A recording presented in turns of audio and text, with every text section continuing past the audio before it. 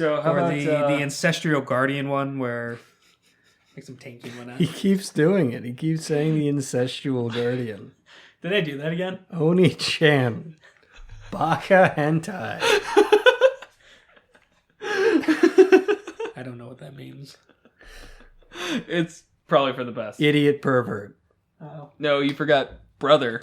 Brother, you are an idiot pervert. Yes. So, Welcome to Monsters and Multiclass, your weekly Dungeons and Dragons fix between your sessions. I'm Kevin Odie, I'm Jared Bornagle. And I'm Will Melton. and we'll be hanging out with you for the next hour to talk about anything and everything Dungeons Dragons related. This is episode number 4. We'll be taking a look at the Monk-barbarian multiclass, and then the monster, the Oblex, from Mordekainen's Tome of Foes. So hang out for a bit, and pull up a chair.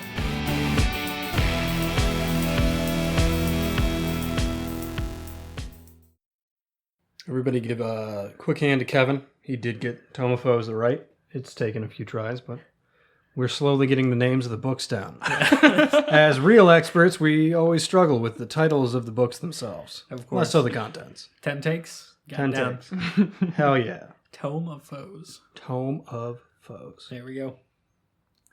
All right, so as Kevin mentioned, today we're going to be talking about the Monk-barbarian multiclass. As usual, let's go ahead round and give some first impressions. Will, let's start with you. What are you thinking? You know, this is a class that actually, much like the Barbarian Rogue, does lend itself to some level of viability, both on the mechanical and the RP side. It's got attributes that do line up for once. Once again, dexterity is always valuable in any character you build. Wisdom would be their secondary stat that they share as well. It's not bad if you ask me. Yeah, Kevin? Yeah, I agree. I think there's definitely a lot here to work with. Ultimately, you are probably playing as a strength-based monk, which is not typical or standard, but I think it works fine, actually. Really, all it hurts, I think, is the deflect missile, which is not anything big. By that, he means the most important thing a monk generally gets. The ability to throw arrows back is just so cool, Kevin. They do it like twice. Yeah, no, it kind of sucks. Right, and you also have to spend a key point. But in general, Dex isn't going to be entirely gimped. It's still, as Will said, viable on almost any character you make. Dex saves are very frequent. But I think the thing that I like about this is it actually has some good RP to it. I don't think we're going to have to stretch too much for this one compared to a lot of the other ones we've talked about so far. Such as? All of them, quite frankly. No. What are your examples of good RP? We could start there. Right. Well, when I think of monks, I think of a lot of the yin and yang. And monks and barbarians are on both ends of those spectrums. So where barbarians are very rage-induced, monks are very peaceful. So you get a lot of that interpersonal conflict where you're almost tapping into one or the other side, where your monk side is going to be the more cool, calm, and collective, and your barbarian is unleashing your inner fury. I could see that working. There's also a lot of discipline kind of innate to all of these things. The barbarian, you don't often think discipline, but as kind of a nomadic tribal flavor, they have a devotion that's very similar in the way of the martial arts that the monks do. You know, you've got some level of isolation, some level of very ascetic lifestyle. They kind of feed back into each other. Yeah, no, definitely. So, Jared, you've got a pretty cool concept for the Monk-barbarian. What do you think? It's less so extremely cool mechanically speaking. It's more in line with how I mentioned that yin and yang aspect. I really like the idea of interpersonal conflict on this one. Maybe like a half-orc dropped on the steps of a monastery who is fighting with his internal rage, and he can go back and forth on what best suits the situation. But it comes down to more of a flavorful RP aspect where maybe there's times when he's supposed to be very calm, but is having more of an outrage moment, which is out of combat. We're talking. In combat is one of those. Well, this is the time to rage, so it's time to rage. As for subclasses, as well, Will, you mentioned there's a lot of isolation and devotion to a singular thing.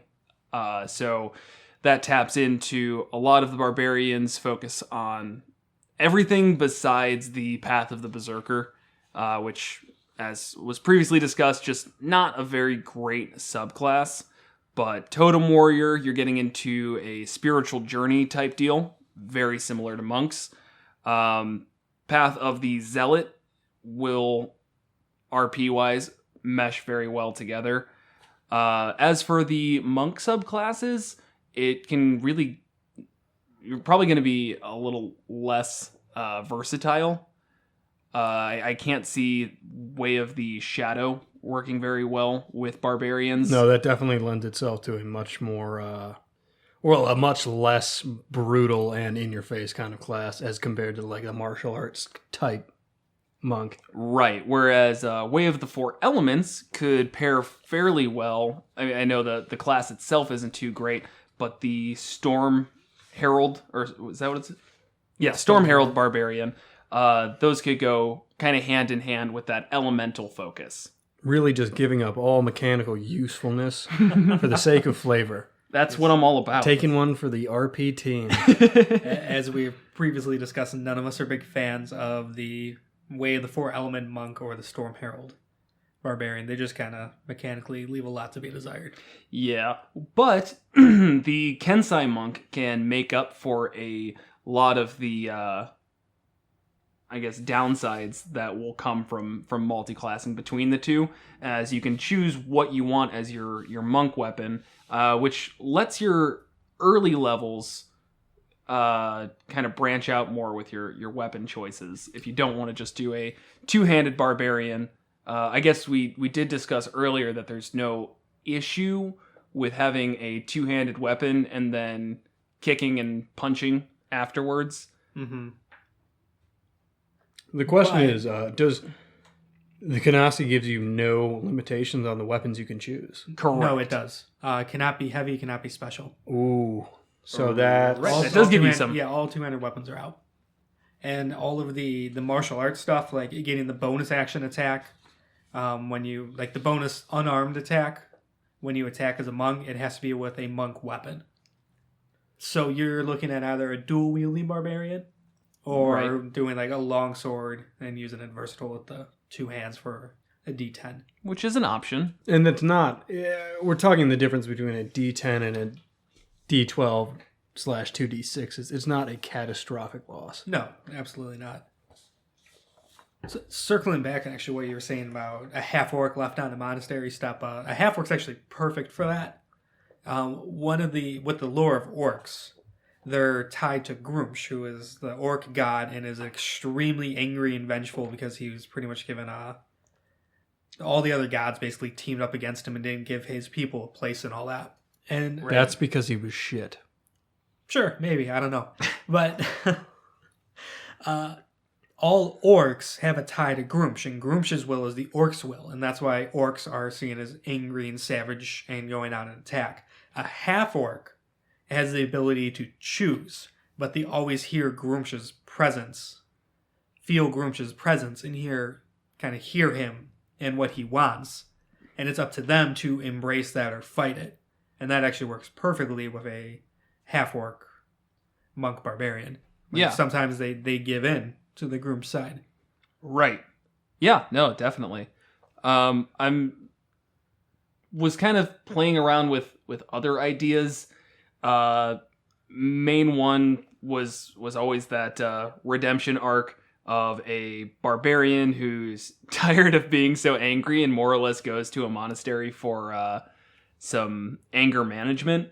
The other side would be a monk that's more trained in the use of channeling their anger. Could be a good way to flavor that as barbarian.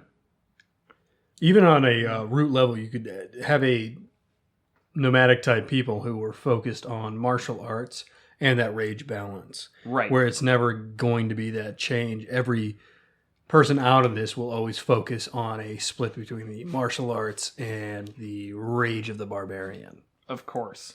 Or they could argue that they feel rebelling against traditional monk teachings, where the control, inner peace, stuff like that, where they feel if they truly give into their emotions, their technique, their martial arts, what have you, are actually improved.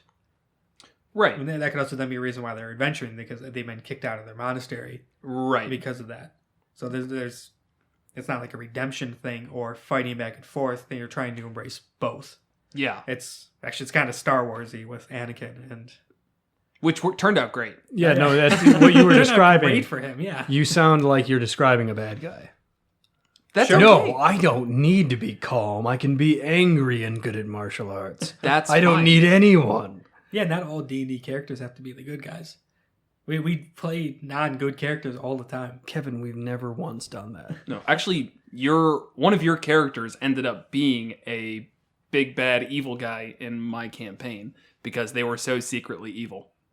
That was a good choice. That actually does have potential as a big bad evil guy. Yeah. You lose control of your barbarian. Next campaign, you got to stop the guy. Yeah, pretty much. Or just a compelling character Yeah. to play. Not the typical lawful good, chaotic good. hero. Right. Chaotic stupid. Right. Right, and it becomes more of a chaotic monk compared to the usual lawful monk. I mean, it's almost written in there that all monks are lawful. It is. In the player's handbook, it says that most, if not all, monks are going to be lawful. Oh, okay. Except for drunks. They don't have to be. They don't. Nothing has to be. Of In course. previous editions, there was. Yeah, there was. They had Oh, to be, yeah. oh, okay. There's alignment locks. Mm-hmm. Well, yeah. I do like the idea of going Kensai with this, just more for utility. I think I'm just a huge fan of the Kensai monk in general.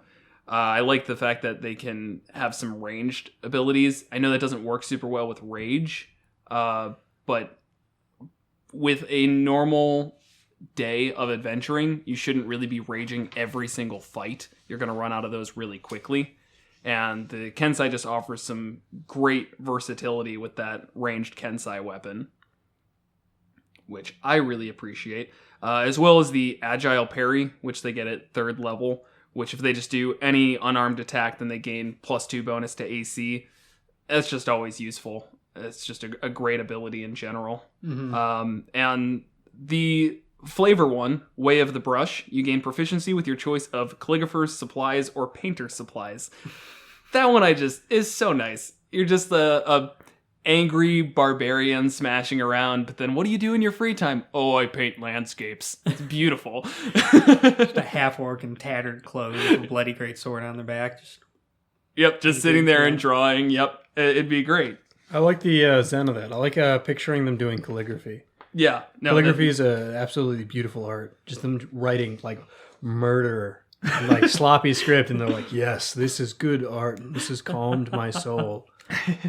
At 6th level with Kensai, all Kensai weapons count as magical for the purpose of overcoming resistance and immunity to non-magical attacks and damage.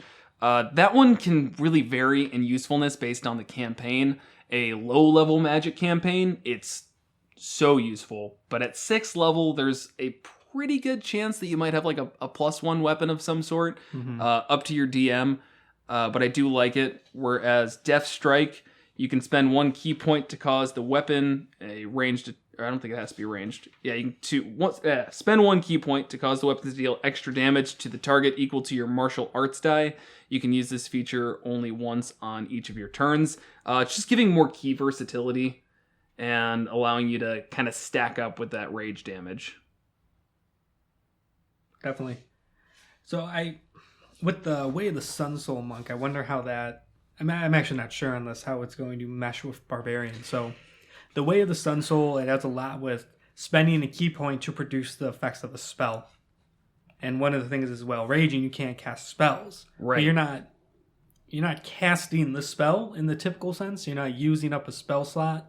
So, counterpoint to that, In Searing Arc Strike at level 6, it says you can spend 2 key points to cast the Burning Hand spell as a bonus action. It does specifically call out casting there. Okay. So that's one of those things. It's not exactly clear, but it kind of falls to you to be like, I don't know if this is going to work. And the Sun Soul it's an interesting class, but it's definitely a distance one, and one I would probably avoid if I was going to go for the Barbarian route. Right. Mm-hmm. As for main class features, even just stepping away from subclasses for a minute here, they both have unarmored defense, so that can be... That's a bad thing. Yeah, that's universally. Not good. But they also just get it at level 1. So it's really not a big deal. You just take the one that suits your stats better. Right. Not a huge deal. Danger Sense and Evasion go really well together. Monks get Evasion at level 7, Barbarians level 2. That we kind of talked about with Rogues because they have the same ability, Evasion. Always super useful. Just get advantage and then have on deck saves. They both get unarmored movement. So does that stack? No. Do they get a plus 20? Anything like that is never going to stack. No, if they have the same name... They don't. It's fast movement and unarmored movement. Oh, then they stack. Rules say if they have the same name, you only get 1. If they have different names, they stack. So by 5th level, 5th level Barbarian and Anything, 2nd level yeah. Monk. 50? Plus 20. That's 50 feet of movement for a standard race. Yeah. That's awesome. I kind of question if that's viable and allowed, but it's not that out of control, to be honest. No. Even let's say that doesn't work. You're still just from monks, you get tons of unarmored movement. The extra 10 feet isn't going to change that much. But just at such a low level, it's nice. The possibility of it would be nice. Yeah. And then Reckless Attack, actually, with the monk stuff, is going to be really great. That's a lot of attacks at advantage. Exactly. Yeah, and so you're getting tons there.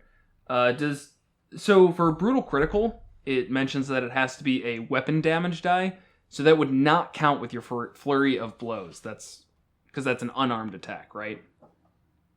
That'd be considered simple martial? So. Or are your fists considered your monk weapons, making that a weapon attack? I would think it would be a weapon attack. Yeah, it makes sense to me. Okay, so that's just giving you tons of opportunities for a Brutal Critical. I mean, Flurry of Blows is just a great feature in general. It'd be pretty tough to be... Let's see, you'd have to get 5th level in Monk to get 1d6, and then Brutal Critical is 9th level, so we're looking at level 14 for that to really play out. I guess we shouldn't include Brutal Critical too much. Excuse me, I just messed up any type of speech there. So, is there one that's kind of better to go further in than another that you're seeing? Monks get features. Barbarians get kind of just raw use. Right. I mean, one thing that I like about monks is they just keep improving steadily. Their martial arts die goes up, which means their unarmed attack is just going to keep getting better. They keep getting more key points, which can just be extremely versatile, especially with the Flurry of Blows, of course. Now, they also get the ability to... What is it here? Deflect Missile. That's what we're looking at. No, Patient Defense. So dodge as a bonus action. Step of the Wind. Spend 1 key to take the disengage or dash action as a bonus action on your turn. And your jump distance is doubled for the turn. So, I mean, really they get a lot of the stuff that like rogues get for a bonus action. They just have it a little bit more limited where they can't do it absolutely every time. But once you get to those mid to higher levels, using 1 key point just isn't a huge deal. Depending on the monk subclass you go with, you might not even be using that much key as it is. The Way of the Four Elements uses a lot. Kensai doesn't use too much. How about Way of the Open Hand? That uses a decent amount. Your Way of the Open Hand is a great universal monk subclass. Yeah, it is the archetype that is much... It's got a lot of similarity to the rogue assassin. It's just the perfect embodiment of a monk in my personal view. Right. You do use a lot, and a lot of that is going to be unarmed stuff. So you'll be kind of flipping back to stuff like shouldering your battle axe and punching somebody in the face. And then you're like stunning them and stuff like that. Yeah. Knocking them back. Which It's is a lot actually of cool utility. is a great subclass. One of my personal favorites. Yeah, it's very well balanced and finely tuned. I especially love that level 11 ability. The Tranquility. Beginning at 11th level, you enter a special meditation that surrounds you with an aura of peace. At the end of a long rest, you gain the effect of Sanctuary spell that lasts until the start of your next long rest. Sanctuary, correct me if I'm wrong, is the one that just makes it so everybody has disadvantage. It's...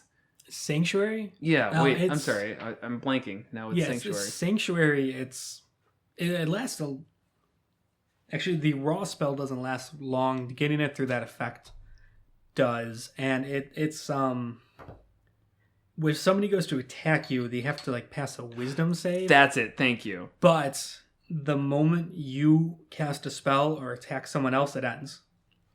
I don't feel like it would in this case. Really Wait, I'm sorry. You said a spell? Spell doesn't protect, makes an attack, or cast a spell that affects an enemy creature, the spell ends. So yeah, you can't be ambushed by martial wielding creatures. Is essentially the way it is. So is it really just going to end after you make an attack? Yes. Yes. Huh. Okay. So it's really not that. No, that's great. really not that great. It's just like your very first fight for the day. You get Unless you make a wisdom saving throw against you. If you make a pacifist character, which some people try and do sometimes, Never do that. where they won't actually attack anyone, they'll just support the party. But I feel like monk is not the way to do that. I mean, way of the open hand would be because they can do Monk-barbarian. some healing, but My pacifist monk-barbarian. okay. So that I'll take that back. That's basically useless.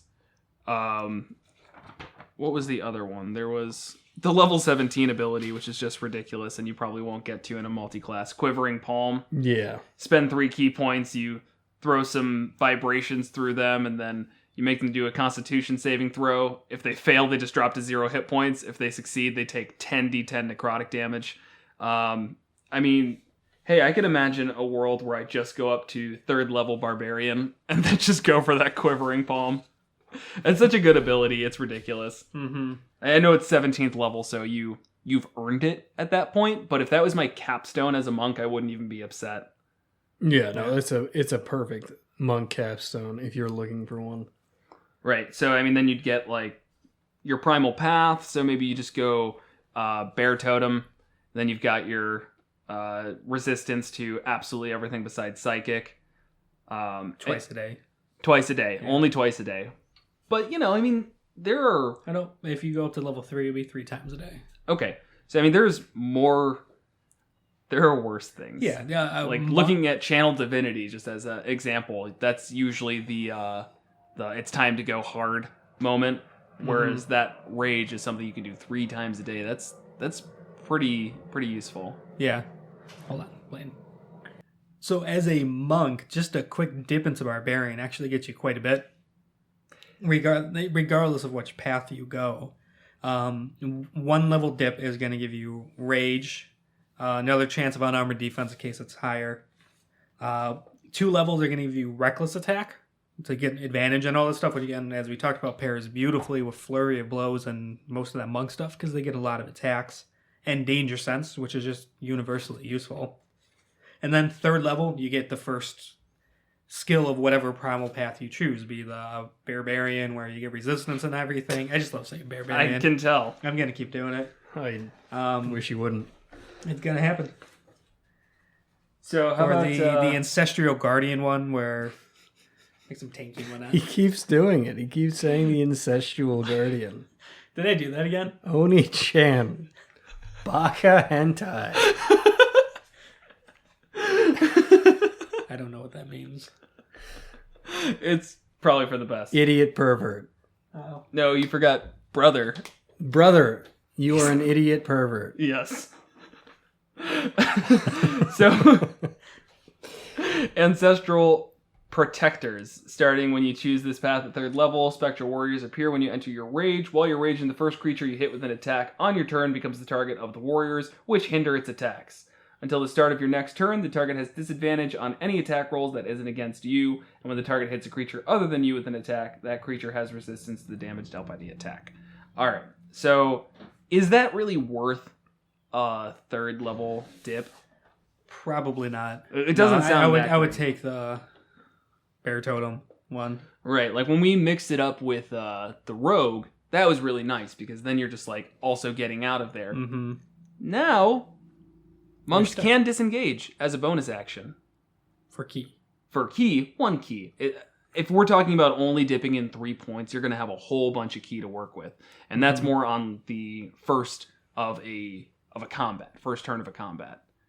So, not to get into the min-maxy feel here, but you have that time where you start, you hold until one of your other people runs up, you also run up, use your ancestral protectors here, and then dip out of there as a bonus action.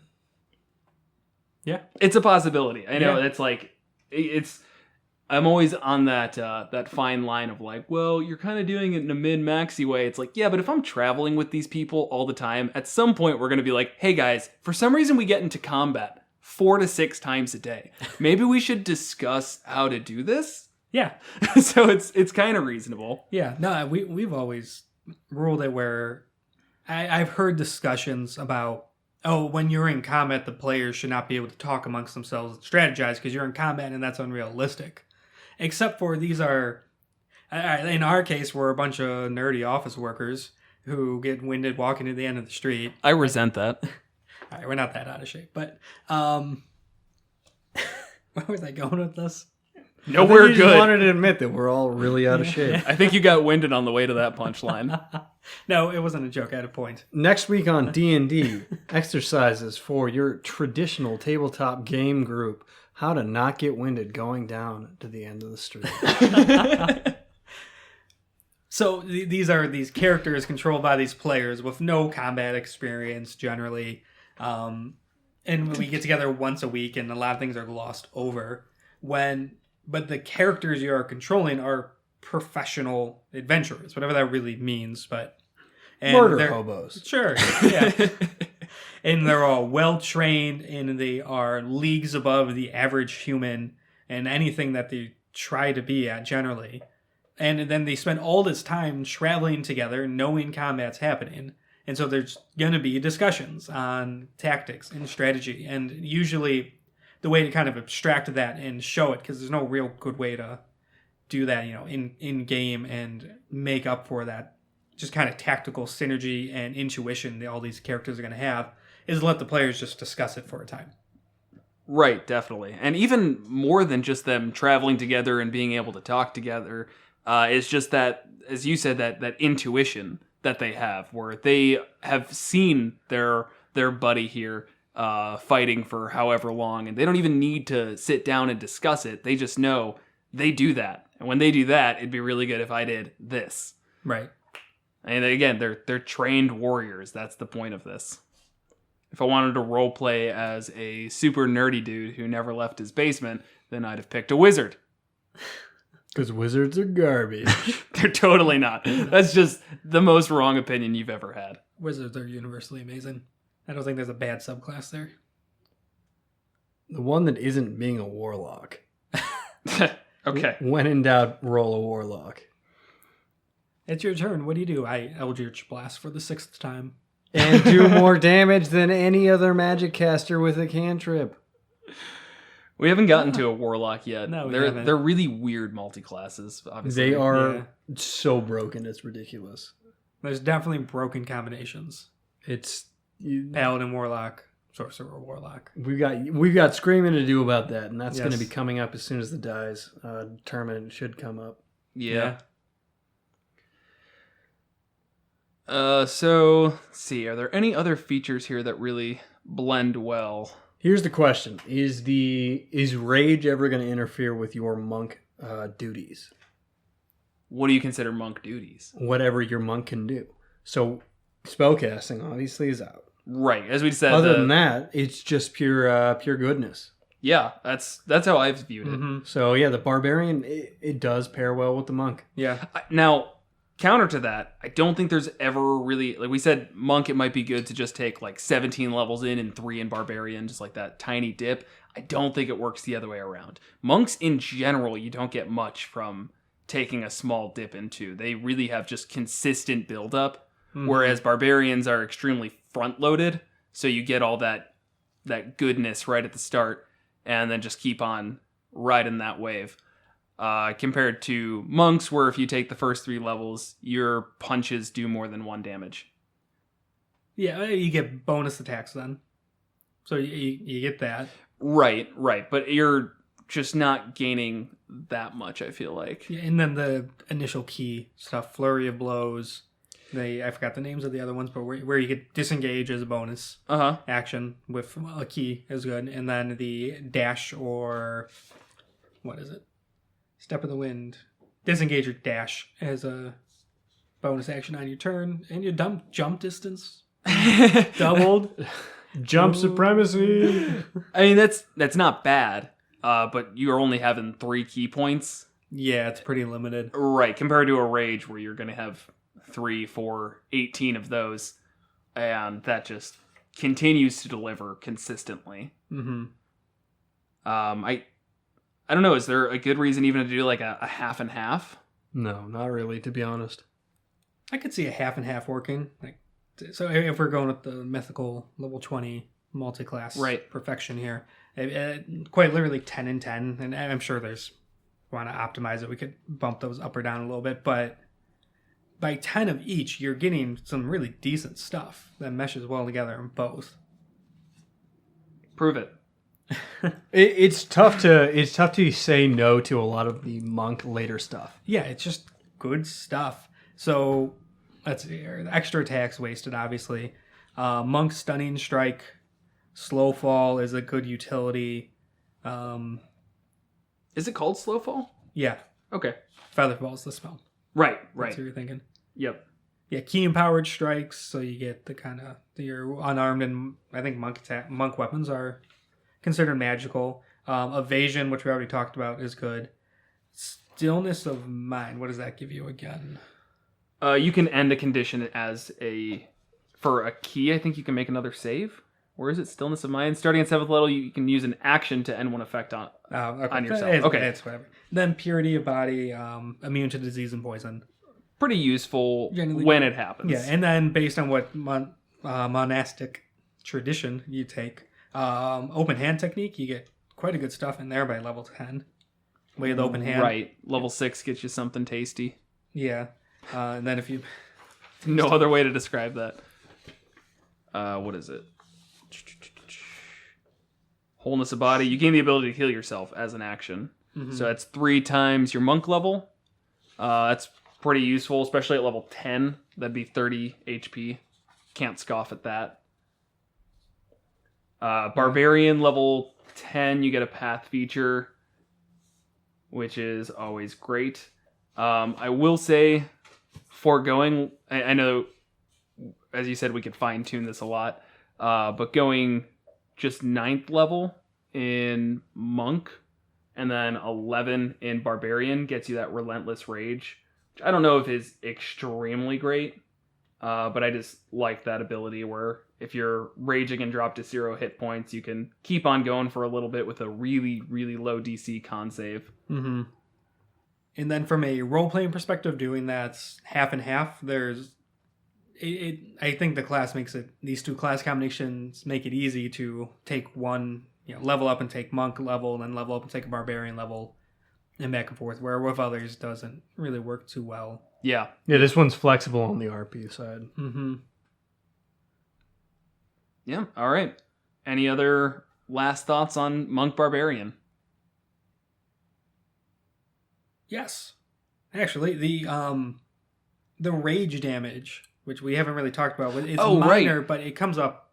It's always there as long as you're raging, so it starts to add up for a while. Yeah, especially with flurry of blows. It's every strength-based attack, so yeah, Monk makes really good use of that. Yeah. Regardless of tradition or whatever. Right. I mean, even just a 1 level dip, you get +2 to all that. Flurry of Blows, I mean, we're talking, it's a D4 at really low levels. Let's say at level 2, though.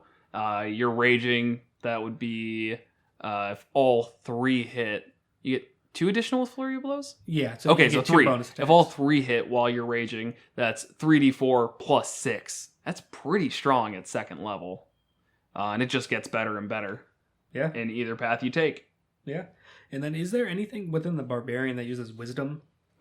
There's a couple, I think. Yeah, I think it depends on your subclass more than anything. But your unarmored defense is Strength and Con. Or is it Dex and Con? Dex and Con. Dex and Con. Whereas Monk is Wisdom and Dex. So I guess that's kind of up to you which one you want to pick. I don't really think the Wisdom or the...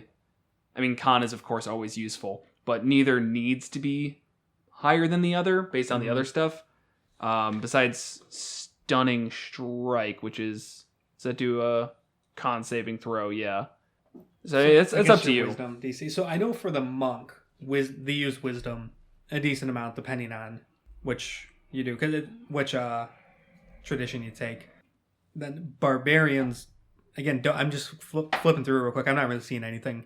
Anything? Where it comes at all, ever. Where they use Wisdom? No, I don't. I think we're trying to attribute it to that because it fits with that shamanistic I can't remember. type thing. Like even if you go like Path of the Totem Warrior, they get some spells they could cast, but it doesn't talk about anything with like these are not spells that have DCs or anything like that. I don't think. I think Wisdom is useless to them, other than like perception and whatnot. Yeah, that's fine. So that sounds like it's really only 2 skills that you have to focus on. It's just strength and... Well, actually, what are your minimums for... 13 Dex, 13 Wisdom, 13 Strength. Okay. I mean, we can work with that. You'll probably have a lower constitution than you want. But you don't... A lot of the stuff that you're missing out on by having a lower dex is actually made up for by the danger sense and that evasion. Where it doesn't really matter if you're succeeding on the dex saves all of the time because you're still having that damage or just having advantage on it. It makes up for it being a little bit lower. You also just have that as a saving throw as a monk. But I guess you only get... do you also have it for a barbarian? I'm almost positive. A save? Yeah, as a save. Strength and Con. Strength and Con. Okay, so you only get it for the one that you initially start with. For the record, Path of the Incestual Guardian does use Wisdom. Ah, that's the one that does. Okay, so that one, For what? Incestual Guardian. Ancestral. Incestual Guardian. Okay. Well, consult the spirits of your former sisters. Stuff like that. It does use Wisdom as your spellcasting ability. Path of the Storm Herald uses Constitution as your spellcasting ability. It's kind of all over the map, so there is a lot of inconsistency there. right. So, point is, you can put your dex at basically whatever you want, as long as it's over 13, and you're going to be fine. So the only thing that's really important is focusing on strength, con as well, because you need that at least 13, but they're really easy to... You don't need Con 13. Oh, it's Wisdom 13? Yes. Okay, sorry. So that one might be the one that's just barely helping you out. Mm-hmm. But that's all right. I mean, still only 13. I like how they were such assholes, and they knew it, because they put it at 13 because you're not getting that proficiency bonus. That must have been on purpose. You mean the skill bump? Yeah, like they're saying you need a minimum of 13. You got to swallow that 13, just like not get your bonuses. Just like, Right. oof. Instead of making it 12. Yeah, 12 or even 14, whatever it may be, just something that gets you a proficiency bonus. They knew what they were doing there. Mm-hmm. It's almost like these people are professionals. All right. So now, any final thoughts? Nothing for me. Okay. I'll say decent class. Not very exciting. Can be done.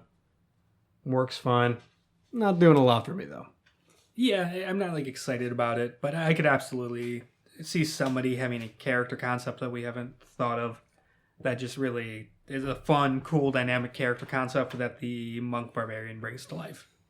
Comparing it to that That's like- barbarian rogue one, which one seems more interesting to you? Barbarian Rogue. Barbarian Rogue. Yeah. Such a better class. I just feel like that one's so locked into one idea where you're just going to be that crime boss that was basically... Yeah, but that Basically, crime yeah. boss is cool as hell. We had other ideas, but go listen to that podcast to find out. That was episode 3. All right, now on to our monster of the week. So today we are tackling the Oblex. This is on page 217 of Mordekainen's Tome of Foes, through 219 for what it's worth. And the Oblex is a strange creation that the Mind Flayers seem to have accidentally made. They are puddles of goo that start off rather weak with an Oblex spawn and make their way up to be some extremely interesting monsters. I'd say this would be a very suitable arc for any freeform campaign, unless you were working with Mind Flayers specifically, in which case that'd also be great. What do you like about them? I don't like anything about them. No, so what I really like about them is really past this Oblex spawn. Those are pretty weak. They're a challenge rating 1/4. Kind of uninteresting as an enemy, but maybe as a minion for these other ones here. We've got an adult Oblex and an elder Oblex. All right, so what's really interesting about the Oblexes is they are created by Mind Flayers, but they seem to be made almost on accident. They're just these puddles of goo that are looking to devour memories, which is a rather strange concept, but kind of in line with the Mind Flayers of they eat brains, these just eat memories. Makes sense. So these Oblex spawns are just going around trying to eat as many memories as they can. Once they get all full up of memories, they've got to start shedding some of these. But if they've been around for a while, they turn into these interesting adult and elder Oblexes. So what happens is they begin to form this giant goo that can spit out some tendrils, recreating these memories that they've stolen. So they might be a shopkeeper or just anybody in town. And the only way that you could tell is if you notice the very, very faint scent of sulfur. So, Yeah, and to clarify, they're not recreating the memories, they're recreating the people the memories are from. yes, that's true. Yeah, when they devour their memories, it doesn't explicitly say, my understanding is it doesn't remove the memories from the original person, but they get all of it.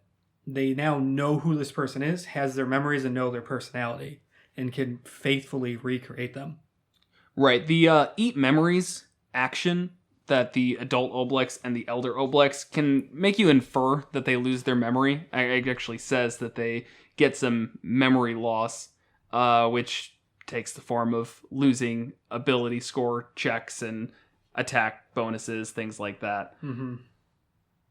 But I think what could be really great is the idea of maybe not an entire city being taken over by one of these Oblex, but more a area in the city.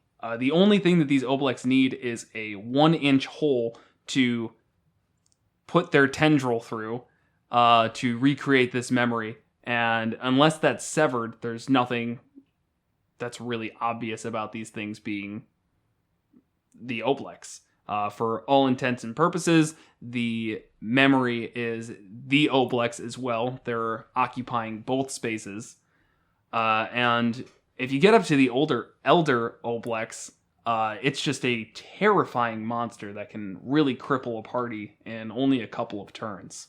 And another thing to note is that this elder Oblex can impersonate up to 13 separate entities that it's consumed. Right. So At the same time. At the same time, it's got an entire network. It could have an entire little block of a city all run by the Oblex impersonating the memories it's consumed. Right, which makes you think that they might be trying to lure in more people. So as I mentioned earlier, they could be a shopkeeper, they could be a priest, literally anything in this tiny area. And nobody would really suspect too much right off the bat, but there might be disappearances or people just getting amnesia in the area. Yeah, or somebody disappears and then replaced by this Oblex. Right. So they didn't disappear at all. The suspicion's gone. Yeah. He's back. It's fine. He just kind of smells a little bit like eggs. Now, the one thing, though, is they do have a limit with how far they can stretch that strand of slime. It's only 120 feet away.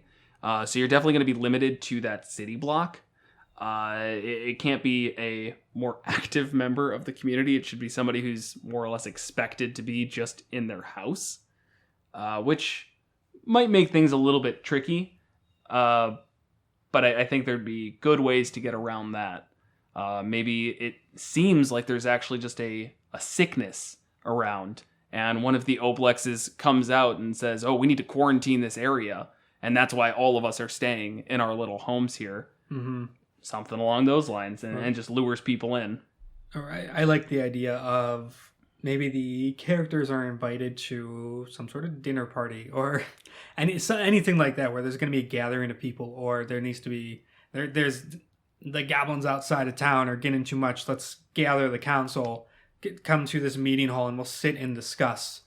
And you start getting the impression something's wrong. Someone's not right here. And maybe there's been something in the campaign earlier to seed the idea of what an Oblex is. So almost to send them down the path of this kind of, there's an infiltrator here, who are they? And then at the end, it turns out literally the entire party is the same Oblex. Yeah. They've impersonated everybody. This entire time, you have not talked to an actual person. Yeah, that'd be really cool. I like that idea a lot. And that's the beauty of the Oblex, is while it is a slime, it is one of the smarter enemies that you will ever encounter in any game. It's just off the charts brilliant and can do that kind of stuff. Yeah, the Elder Oblex is a 22 intelligence, which is giving the DM a lot of room to work with in setting up some wacky hijinks. Wacky brain eating, memory stealing, people impersonating hijinks. Like the usual, like an episode of Scooby-Doo.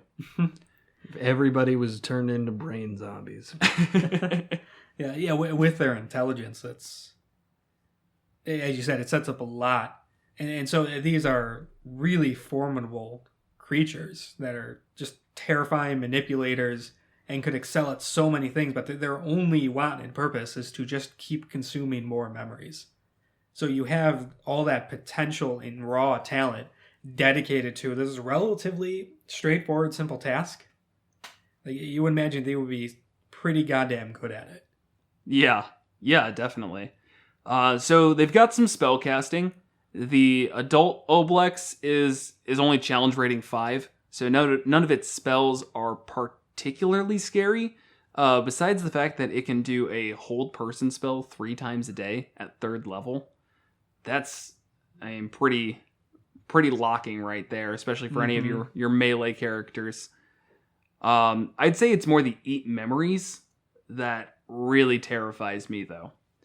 So the way that's working is it's regular turn. It can make 1 attack for the adult, 2 for the elder, and then 1 use of its eat memories. That makes the target do a DC 15 wisdom saving throw, or they take some psychic damage, 48, which is pretty scary as is. Psychic damage is tough to get around. But from there, they start to get their memory drained. The target must roll 1d4 and subtract the number rolled from any ability check or attack roll it makes. Each time the target is memory drained beyond the first die, the die size increases by 1. So the d4 goes to a d6, d6 becomes a d8, all the way up to a d20. Once they get to that d20, they're unconscious for an entire hour.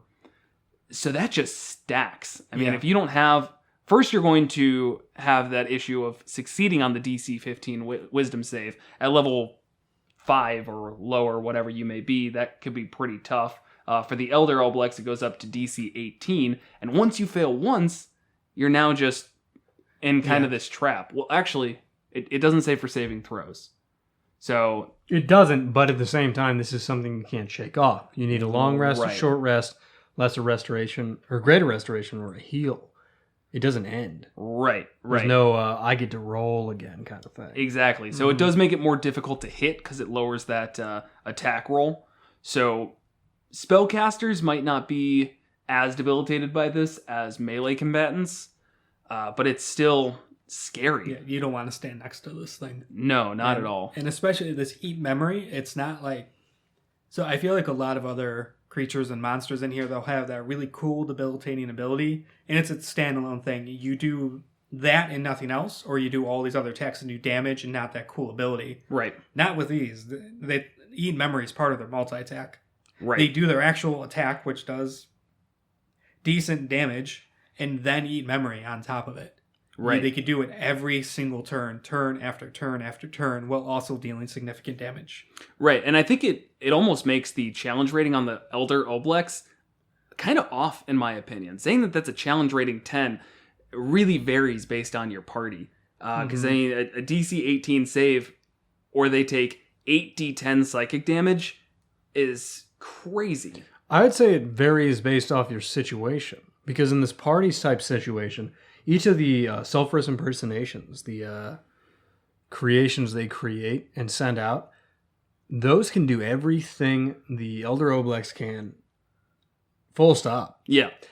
Now, if you ran into an Elder Oblex who was just like, I don't know, changing his pants, and it's like you're all 30 feet away, he's not going to get within striking distance of anybody. You're just going to annihilate him before he has a chance to even move.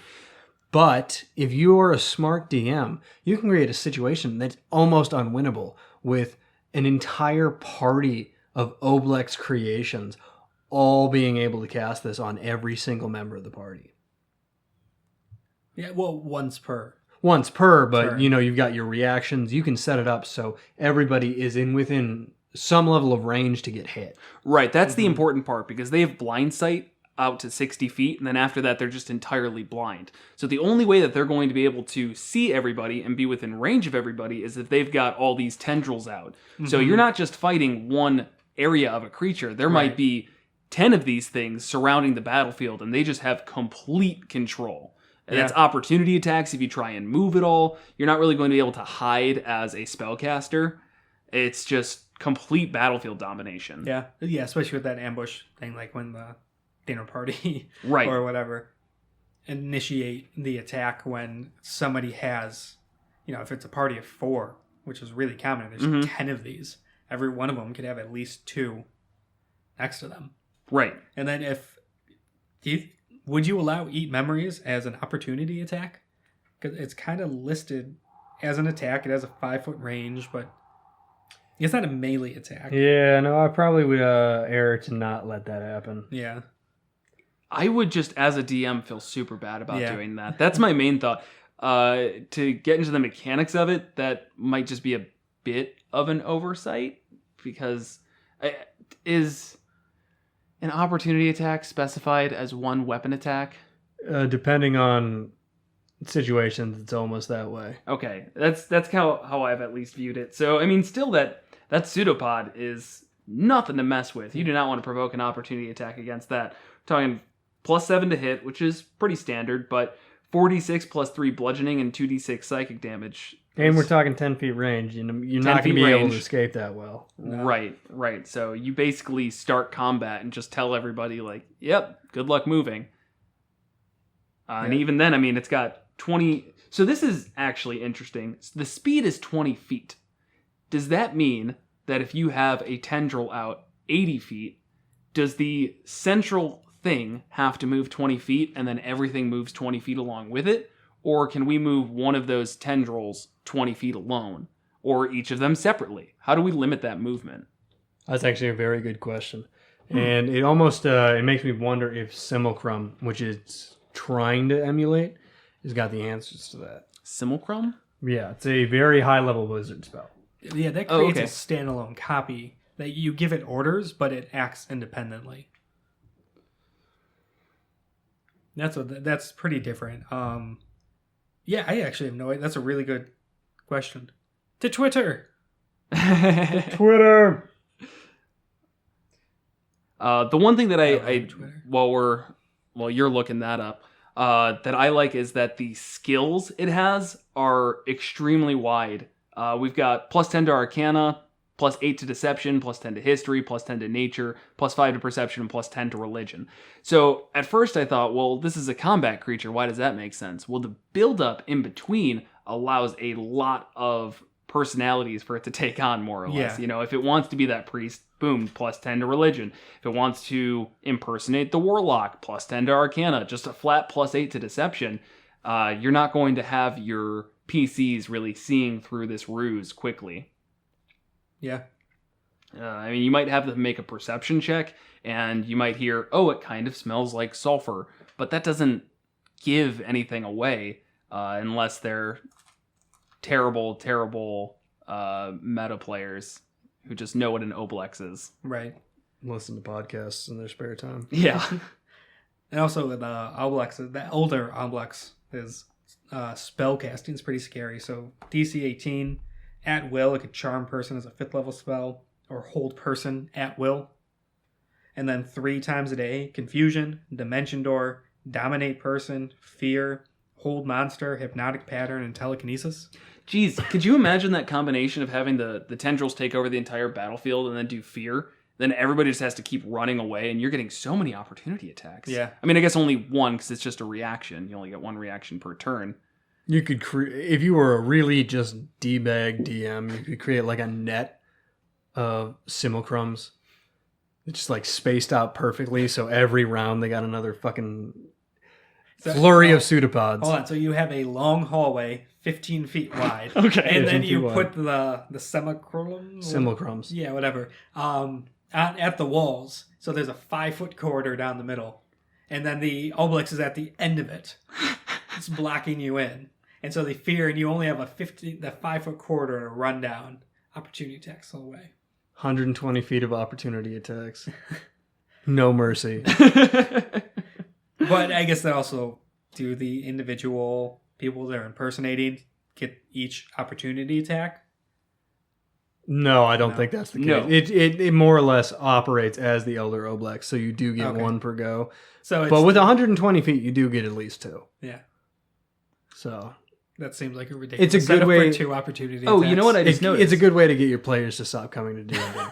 The slimy tether is immune to damage, but it is severed if there is no opening at least 1 inch wide between the Oblex main body and its... Say that again? Simulacrum? Simulacrum. Okay. So there's really... The only way to, like, get yourself a little bit free here is if you do something like... Close the door. Close the door. Yeah, well, underneath the door. It's a shitty door if it's got a 1-inch gap. It's just like a bathroom stall door. That's what we have. Did you think doors were like that back in the day? I Was wasn't... it like all doors were like bathroom stall doors? It's They like, are- well, we can't shave it down so it doesn't scrape on the floor, so let's put it a foot off the ground. If you were in this thing's, let's say, layer, for lack of a better term, don't you think every single thing would have, like, a grate on it with at least 1 inch? That would be a great hint, Yes. is that you're in the Oblex layers. All the doors had 6 inches sawed off the bottom. What'd you do with your doors there? Nothing. Why do you smell like sulfur? Nothing. Experiments. Now, how do you feel about having some of these Oblex spawns? Because it is supposed to just, like, essentially shed those things. So it could almost be assumed that it's going to have some of these spawns around, and that's where those opportunity attacks come in. Oh, yeah. Because you're afraid of the actual Elder, and then the Oblex spawns are just in your way. Yeah, they're kind of just garbage bash away creatures. They're not... Like, they're basically just slimes. Right. No, I'm not saying that they're actually difficult to get past. And, taking that opportunity attack isn't going to kill you with just one. I could see the party fleeing into a room that happened to be full of Oblex spawns. Because they're not that smart. They got 14 int. So they're getting there, but I could see the Oblex Elder being like, I don't want to deal with you, like, weird baby garbage things. And just relegating it to, like, this big room full of bathtubs. And you're like, oh, what's in the bath? Oh, no. It's more of them. So yeah, I could see this being an obnoxious flavor character, and that's what I think they were going for. Yeah, they nailed it. Did you find anything about movement? It's too specific to the Oblex. It's just there's nothing like that. Yeah. My call would be, I don't know. I don't even know. I'd probably limit the movement of the characters in combat. Yeah. Outside of combat, that'd be really friggin' obvious. It's like everybody has to take turns moving 20 feet. Right, of course. You people look like this weird kind of Rube Goldberg machine, just trying to serve dinner. And it's like, nothing. I don't know. I would argue the creatures that are being impersonated should have the speed stat of that creature, because it's saying everything about them is a faithful recreation. You cannot tell. Which means if it's a human that's can only move 20 feet, even in combat, that's kind of dumb. It's not how it works. And then if you look at this thing, the core of the Oblex only being able to move 20 feet makes a lot of sense. Right. And I think that's what the speed is, the core of this Oblex. If it has then somebody that's impersonated off of it with a tendril and it's human, I think it should be able to move 30 feet individually. And I would say if it's doing more than one, it really sucks for the party, but I wouldn't have them all have individual movement. Not opportunity attacks, but individual movement. Yes, that at least is fair. I'd still limit it to that 20 instead of giving them just a 30 just for, I don't know, I think that just balance. makes, balance, and Sure. it just makes a little more sense. And they are faithful representations, but they're still made out of goo. Yeah. Right. And also the fact is, you're just not going to need to move that much. Mm-hmm. For the most part, you should just be totally encompassing this field.